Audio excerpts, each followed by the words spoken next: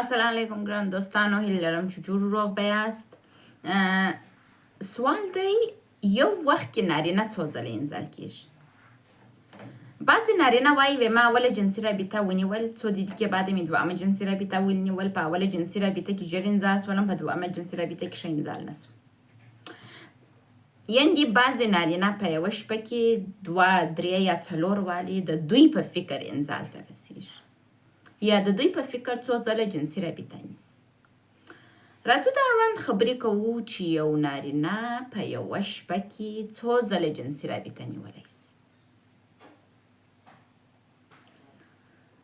د دې سوال په جواب کې به زه یو ځل بیا دا مثال تاسو ته ووایم د وچې میوې د میده کېدو.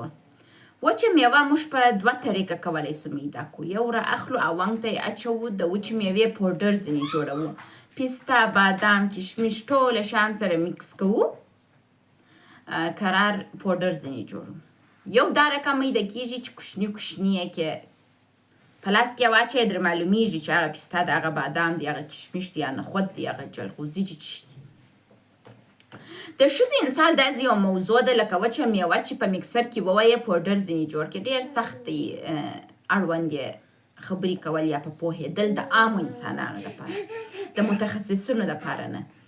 خو د نارینه تحریک او دا شان دا رقم پیچلي نه دي. د ښځې تحریک او انزال د دې د ذهني عاطفې د جوړښت څخه منځته راځي.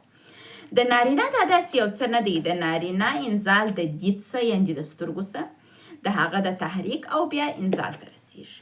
خو دلته یو شی شته، بعضې نارینه ځان ته معیارونه لري، بعضې نارینه ځان ته اصول لري و هرې ښځې ته نه تحریک کېږي.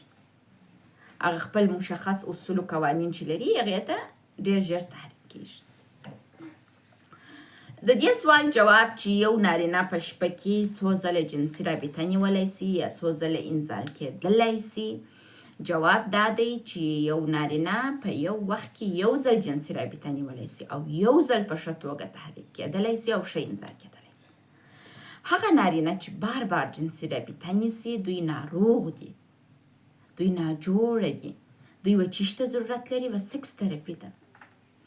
هغه روانشناسان لکه زه یا زما په رقم نور روانشناسان چې سکس تراپي کوي، دا ستاسو سره کومک کولی سي چې ستاسو سکس تراپي په توسط ستاسو د جنسي رابطې درملنه وکړي. ستاسو د جنسي رابطې درملنه په ژړه روانشناسي نه کېږي. ژړ روانشناسي یعنې څه؟ زه دلته ناسته یم، تا ته اوایي وایم چې دا کار وکړه، دا کار مه کوه، دا کار داسې دی، دا کار هسې دی. ژړ روانشناسي تاسو ته وایي چې دا کار وکړه، دا کار مه کوه.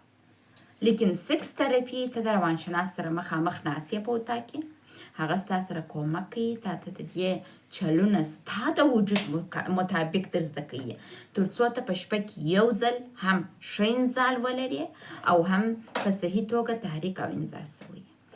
نارینه خپل ځان په صحیح توګه نه انزال کوي، په صحیح توګه انزال نه زده، په صحیح توګه د ځان د تحریک ساتل او انزال کول نه زده. دا یې نه زده بیا دا د دې سبب کېږي چې دی په شپه کې یو پلا جنسي رابطه ونیسي، ډېر ژر تحریک سي، ډېر ژر انزال سي، بیا وروسته ته ځان آماده کوي، بیا دوام پلا دی یو څه سم رواني. دا عیناً د ښځې موضوع ته تګ دی چې خپل تحریک نسي ساتلی. نو نارینه هم په ښه توګه ځان نسي انزال کولی. په دې خاطر دوی د مشکلاتو سره پیښیږي او په یوه شپه کې څو ځله جنسي رابطه نیسي او خپل د جنسي رابطو څخه راضي هم نه. ګورئ که موږ حقیقي دنیا ته راسو، هر انسان منحصر به فرد دی. هر انسان خپل د ځان څه مشکلات لري. یو انسان د بل انسان په رقم رواني حالت، صحت او جوړښت نه لري. ټول انسانان جلا جلا جوړښتونه ذهني لري. حتی هغه غبرګولیان چې په یوه نسل کې پیدا سوي، په یوه کور کې یو رقم لوی سوي، بیا هم فرق سره لري. نو نارینه چې غواړي ښه انزال ولري، یو وارې ښه انزال ولري، هغه باید سکس تراپي وکړي. سکس تراپي په انټرنیټ کې نه کېږي، ځکه چې په انټرنیټ کې زه پر عمومي مسایلو خبرې کوم. ستا مسایل فرق کوي. ته باید راسې روانشناس ومیز ته، روانشناس سره کښېنې، روانشناس ته ارزیابي کړي، بیا ته کولی سې چې ته ورسېږې کوشش سکس تراپي ته ورسېږې تر څو ښه جنسي رابطه ولرې. زه نارینو ته یو شی نن غواړم ووایم د ژر انزال اړوند. بعضې نارینه فکر کوي چې جنسي رابطه باید 20 دقیقې یا نیم ساعت وي. داسې یو څه نشته. تاسو خپل پر وجود باندې قناعت وکړئ. هغه سکسي فلمونه چې تاسو ګورئ، په سکسي فلمونه کې چې رابطه ډېر عمر یې، هغوی دوا خوري او هغه دوا د دوی و صحت ته ډېر جانبي عوارض لري چې صحت خرابوي. حقیقي جنسي رابطه زه فکر نه کوم چې د انزال موده چې تر 2 دقیقو ډېره سي، 2 یا 3 دقیقې، تر دې نه ډېرېږي. حقیقي ژوند کې واوسېږي، خیالاتو ته مه ننوځئ، فلمونه مه ګورئ، د فلمو په رقم حقیقي ژوند نسته. تاسو به فلمونه لیدلي چې هلک و نجلۍ غزلې سره وایي په هندي فلمو کې. تاسو هند ته ولاړ سئ چې مړونه و میندې غزلې سره وایي، د مرګ وال سره کوي. هره رابطه یو بدبختي لري، نفرت سره لري. د فلمو دنیا په حقیقي دنیا کې نسته. نو د جنسي روابطو ویډیوګانې چې تاسو ګورئ، هغه د جنسي روابطو ویډیوګانې چې فلمونه دي، حقیقت ژوند نه دی. نو تاسو نارینو ته زما توصیه دا ده، هغه نارینه چې فکر کوي چې په یوه شپه کې 2 ځله انزال کیږي، دوی ناروغ دي. د دوی جنسي رابطه نه ده درملنه سوې. دوی باید سکس تراپیست ته ولاړ سي، سکس تراپي وکړي تر څو وکولی سي په صحیح توګه ښه جنسي رابطه یو ځل په شپه کې ولري. مننه ستاسو د توجه.